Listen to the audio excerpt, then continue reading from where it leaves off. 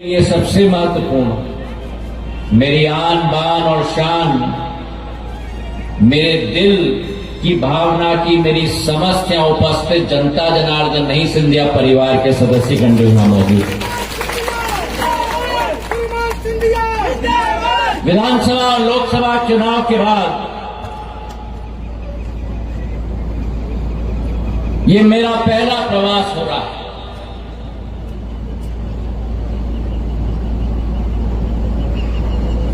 और जो जुनून, जिस जुनून की बात लाल सिंह जी ने, ओपीएस भदौरिया जी ने, राकेश शुक्ल जी ने अपने उद्बोधन में किया,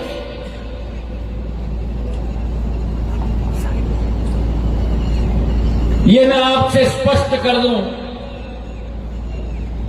कि सिंधिया परिवार की सोच या कोई विचारधारा है तो राजनीति की नहीं है, पद की नहीं है। इस ग्वालियर, चंबल, मालवा संभाग के जन जन के साथ एक हृदय का रिश्ता, और अतिशयोक्ति नहीं होगी अगर मैं कहूं कि खून का रिश्ता कायम हो, वही हमारी दिल की जिज्ञासा। पुराने जमाने की बात हो, जब ये बड़ी बड़ी गाड़ियां नहीं होती थी, प्लेन नहीं होते थे, उड़न खटोले नहीं होते थे, तब भी मेरे पूर्वज घुड़सवार होकर एक एक तहसील, एक एक तालुका में पहुंचते थे। रात को आदिवासी गांव में बैठकर आग जलाकर लैंगी खेली जाती थी, वहीं प्रशासन बैठता था, वहीं तीव्र गति से हर व्यक्ति की संकट का समाधान निकलता था। और आज वही खून आपके समक्ष खड़ा है।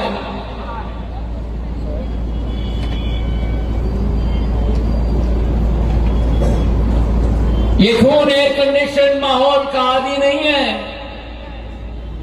ये खून कुर्सी और मंच का आदि नहीं है, ये खून आपका ही खून है, चंबल की माटी का खून है। पसीना तर तर करके निकले, उसी में सबसे बड़ा मजा आता है। और पीढ़ी दर पीढ़ी, चाहे मेरी आजी अम्मा हो, चाहे मेरे पूज्य पिताजी हो, प्रजातंत्र में नेतृत्व करने का एक आशीर्वाद प्रदान होता है तो एक ही क्षेत्र का होता है, और सामान्य तौर तक वह व्यक्ति, वह जनसेवक उसी क्षेत्र की प्रगति में अपना रुचि रखता है। ये स्वाभाविक है। लेकिन सिंधिया परिवार का हर मुखिया ने, चाहे गुना का सांसद रहे हों, चाहे ग्वालियर के सांसद रहे हों, चाहे भिंड का नेतृत्व किया हो, समूचे अंचल की प्रगति हमारी जिम्मेदारी, हमारी नेतृत्व करने की क्षमता के आधार पर होती है। और मेरी आजी अम्मा हो, मेरे पूज्य पिताजी हो, और इसलिए मैं आपको समझाने की कोशिश कर रहा हूं कि ये एक हृदय की ललक है। यहां खड़े हुए, बैठे हुए एक एक जन जन के साथ एक हृदय का रिश्ता है। मेरे लिए अपना परिवार, मेरे पत्नी, अपने बच्चे केवल नहीं, मेरा परिवार मतलब आप सब मेरे परिवार के सदस्य। अगर एक व्यक्ति को संकट का सामना करना पड़ रहा है तो मेरा यहां परिवार बैठा हुआ है, मैं खड़ा हूं। मैंने सदैव आपसे कहा है, मैं अन्याय बर्दाश्त नहीं करता, मैं भ्रष्टाचार बर्दाश्त नहीं करता, मैं अत्याचार बर्दाश्त नहीं करता, और अगर कहीं हो तो आवाज देना, आपका सैनिक हाजिर होगा आपके साथ।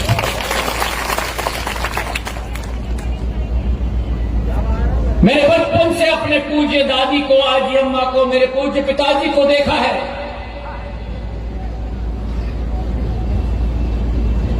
प्रवास करते हुए, मेहनत करते हुए, मशक्कत करते हुए। लोग कहते थे, मेरे पिताजी का सपना था गुना इटावा रेलवे लाइन, और लोग कहते थे अरे सिंधिया जी तो आपको सपना दिखा रहे हैं। अरे सपना साकार करने के लिए तो भगवान ने मनुष्य को शक्ति दी है, और मेरे पूज्य पिताजी ने साकार करके दे दिया। आज गुना इटावा रेलवे लाइन चलती है। भारतीय जनता पार्टी की सरकार आई तो उस रेलवे लाइन की विद्युतीकरण हुई, जहां व्यक्ति को घंटों घंटों तक बस का इंतजार करना पड़ता था, आज चुक चुक चुक चुक चुक चुक चुक चुक चुक करके रेलगाड़ी में बैठ कर मेरे बेघर व्यक्ति जाता। और वही सपना मेरे पूज्य पिताजी का, यहां गिरिराज बैठे हैं,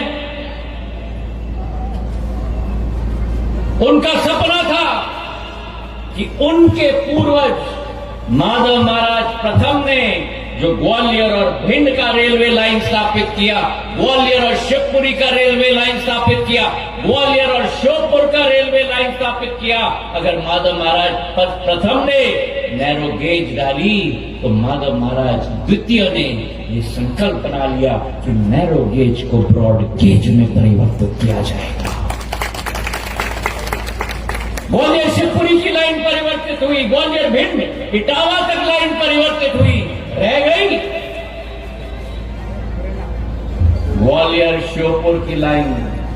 और अगर योग्य पिता और योग्य पूर्वज का मैं वंशज हूं तो मैंने भी प्रतिज्ञा ली कि ग्वालियर श्योपुर और ग्वालियर मोरेना की जो लाइन है उसे नैरो गेज, उसे ब्रॉड गेज में परिवर्तित करके केवल श्योपुर तक नहीं, जैसे ग्वालियर भिंड की लाइन को अगर पिता ने इटावा तक ले गए हैं तो ग्वालियर श्योपुर की लाइन को ग्वालियर श्योपुर कोटा तक मैंने बड़ा कर दे दिया मोरेना की जनता। आज जौरा केलारस का लाइन तैयार हो गया, शीघ्र ही उसका उद्घाटन हम करेंगे। तो कहने का तात्पर्य यह है कि आपकी और हमारी श्रृंखला, मंचासीन एक एक जनसेवक की श्रृंखला पद और कुर्सी के साथ नहीं है। नरेंद्र मोदी जी की सरकार में हमारी मंशा, हमारी सोच, हमारी विचारधारा आपकी प्रगति, आपका विकास, आपका सुरक्षित भविष्य हो, यह भारतीय जनता पार्टी का कमल के फूल का सोच और विचारधारा है मेरे भाइयों। और जितने सारे योजनाओं का बखान इस मंच से कामना जी ने की, संध्या जी ने की, ओपीएस जी ने की, लाल सिंह जी ने की, देवेंद्र जी ने की, राकेश शुक्ल जी ने की, 65 साल में जो नहीं हो पाया वो प्रधान सेवक और प्रधान रक्षक नरेंद्र मोदी जी ने भारत माता के लिए करके दिखाया। और भारत प्रगति के पथ पर अग्रसर हो चुका है। आज भारत विकास के पथ पर अग्रसर हो चुका है। एक जमाना था जब हमारे पास अनाज नहीं होता था, पीएल 480 में हमें अपना सोना गिरवी रखना पड़ा था अनाज के लिए। आज वो युग आ गया, युग युगांतर के बाद, जहां भारत का किसान, मेरा अन्नदाता, मुरैना, भिंड, अशोकनगर, गुना, शिवपुरी, श्योपुर, दतिया, पूरे मध्य प्रदेश, पूरे देश का अन्नदाता आज जो फसल पैदा करता है, भारत अपना पेट नहीं भरता, भारत पूरे राष्ट्र का पेट नहीं भरता, भारत आज पूरे विश्व का पेट भरता है मेरे भाइयों और बहनों। मैं अपने अन्नदाताओं को सलाम करता हूं और हमारी सरकार ने मोदी जी की सरकार ने, मोहन यादव जी की सरकार ने यह संकल्प लिया है कि अगर मध्य प्रदेश को मजबूत करना है, देश को मजबूत करना है, तो किसान के हाथों को मजबूत करना है। 65 साल निकल गए थे, गरीब किसान के बारे में कोई नहीं सोचता था। मोदी जी ने ऐलान किया कि जो भी सीमांत कृषक है इस देश में, उसकी पूरी बुआई के लिए राशि भारत सरकार 6,000 रुपया एक एक किसान के खाते में, एक ही बटन दबाया, खट मिल गए खाते में, फट। सही है कि नहीं? अगर सही है तो ताली बजाओ।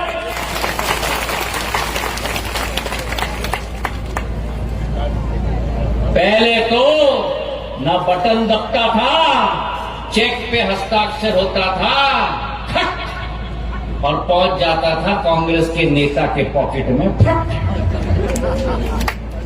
सही है कि नहीं? अगर सही है तो ताली बजाओ। मोदी जी ने उन भ्रष्टाचारियों का तारी काट दिया और जीवन भर वो कनेक्शन नहीं जुड़ेगा। क्यों? क्योंकि अब मोदी जी का आपके साथ सीधे सीधे डब्बे का कनेक्शन बन गया है। सीधे डब्बे के अंदर आपका पैसा आके आपके खाते में पहुंच सकता है। और जब मैंने सरकार बदली, कमलनाथ जी और दिग्विजय सिंह जी की सरकार, माला माल लोगों की सरकार, छोटे भाई और बड़े भाई की सरकार, अगर मैंने सरकार न बदली होती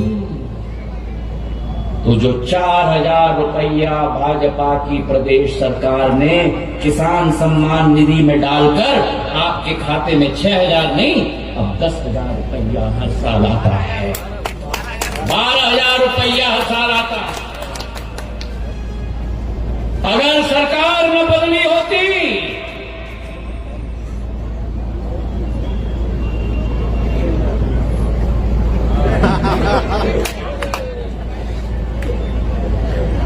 और अगर सरकार न बदली होती तो लाडली बहना योजना, प्रधानमंत्री जी की सोच,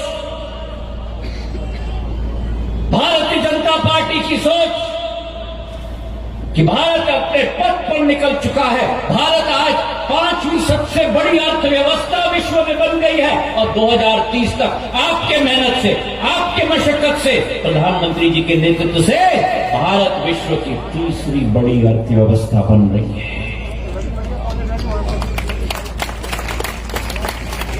पर अगर तीसरी बड़ी अर्थव्यवस्था बनना है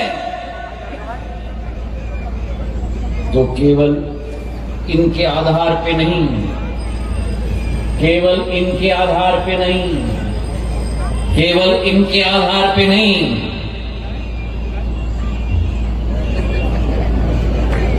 मेरी महिलाओं को आगे लाना है। और प्रधानमंत्री जी ने ठान लिया है, महिला सशक्तिकरण आज समय की मांग और भारत माता की मांग है मेरे भाई और बहनों। और आज मुझे इसलिए गर्व है कि भिंड जिले में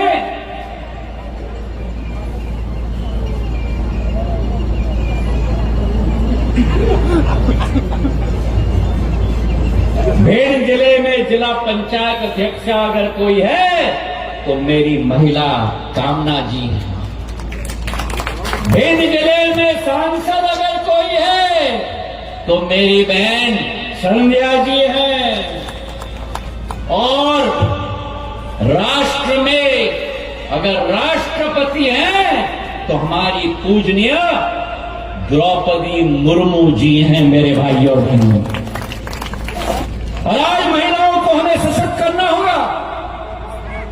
भारतीय जनता पार्टी की सोच और विचारधारा केवल कथन पर नहीं, हम लोग मंच पर आकर केवल बात और घोषणा नहीं करते, अगर कह दिया तो गीता और महाभारत का कसम खा के कहते हैं और करके दिखाते हैं मेरे भाई और बहन। शिवराज सिंह जी ने शुरुआत की थी, मोहन यादव जी उसे आगे ले जा रहे हैं। किसी ने लाडली बहना की सोच नहीं रखी, भारतीय जनता पार्टी ने सोच रखी, मुख्यमंत्री ने सोच रखी।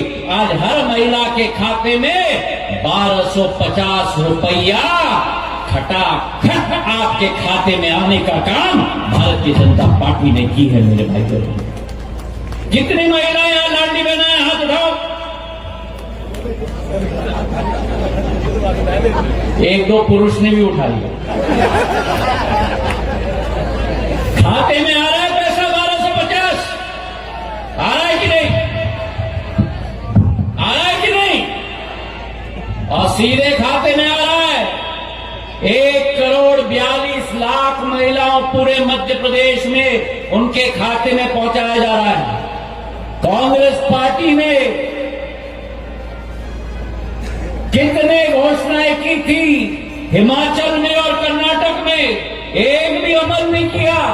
कांग्रेस और बीजेपी में फर्क ये है कि हम चुनाव के समय में घोषणा केवल नहीं करते, चुनाव के पहले उस योजना को क्रियान्वयन करके आपके खाते में पहुंचाने, पैसा पहुंचाने का काम भारतीय जनता पार्टी ने किया।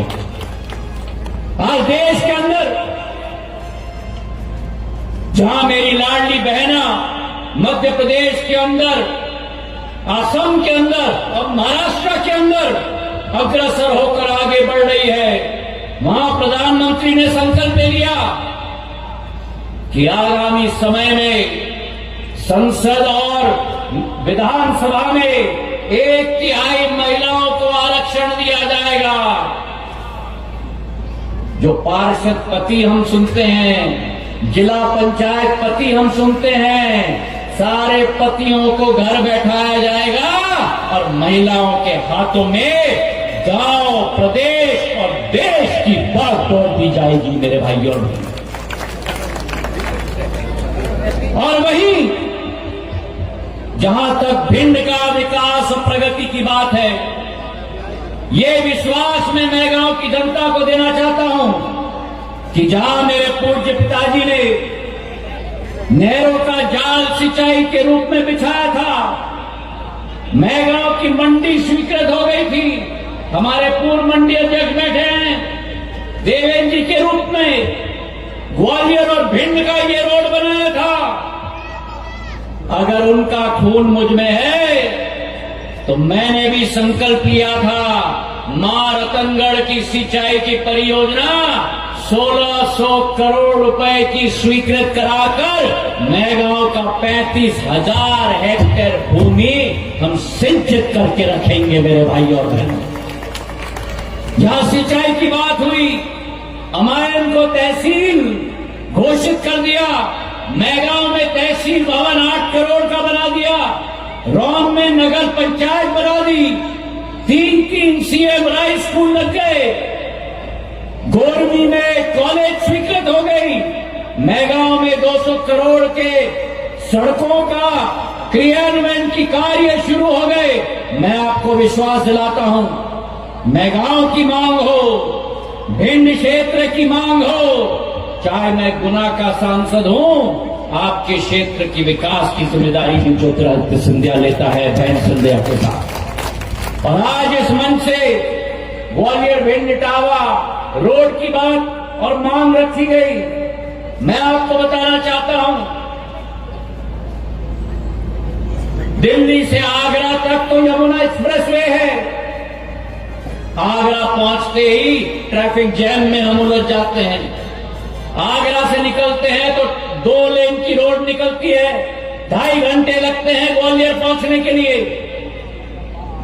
मोहन यादव जी और नितिन गडकरी जी के पास में गया और आज मुझे खुशी है आपको बताते हुए कि 2 महीने पूर्व कैबिनेट का पहला सड़क का निर्णय आगरा से ग्वालियर 6 लेन का हाई स्पीड कॉरिडोर 4136 करोड़ का स्वीकृत हो गया है। और अगर ये 100 किलोमीटर का कॉरिडोर स्वीकृत हो गया है, तो मैं राकेश जी से निवेदन करूंगा, देवेंद्र जी से निवेदन करूंगा, लाल सिंह जी से निवेदन करूंगा, संजय जी से, ओपीएस जी से, कामना जी से, रणबीर जी से, सभी मेरे साथ चलो, दिल्ली चलो और हम अपने ग्वालियर भिंड एक्सप्रेसवे की भी मांग करके इसे पूर्ण रूप से कराने की पूर्ण कोशिश हम करेंगे, ये विश्वास मैं आपको दिलाता हूं। चाहे मोहन यादव जी के पास हमें जाना पड़े, चाहे गडकरी साहब के यहां जाना पड़े, क्या ये आपकी सच्ची मांग है? अभी मुझे सुनाई नहीं दी, सच्ची मांग है? मैं अपने जनसेवकों की सेना से निवेदन करना चाहता हूं, जागो उठो।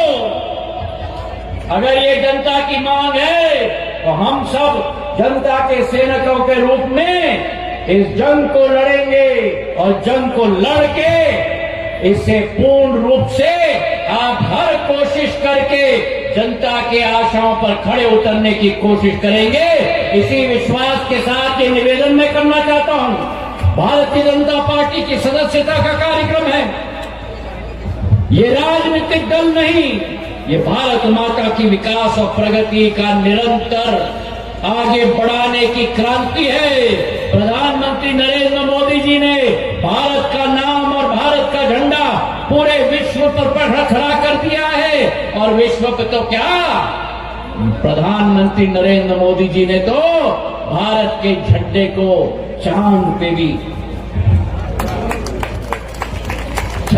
पे केवल 3 देश पहुंचे हैं विश्व के, और आज उसमें भारत भी शामिल है। और चांद के दक्षिण कोने पर तो दुनिया का कोई देश नहीं पहुंचा, लेकिन भारत का विक्रम लैंडर पहुंच गया है प्रधानमंत्री नरेंद्र मोदी जी के नेतृत्व में।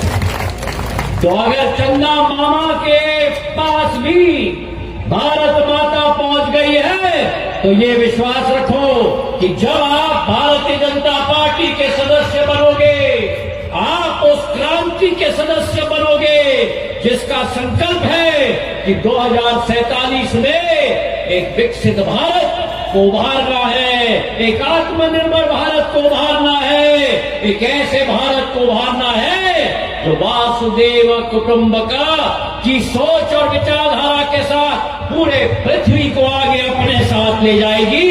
तो आओ मेरे साथ, संकल्प लो, हाथ उठाओ, मुट्ठी। अगले चरण के सदस्यता में मेरा भिंड, मेरा मैगांव, मेरा लाहर, मेरा अटेर, मेरा गोहर एक एक विधानसभा नई कीर्तिमान स्थापित करेगा।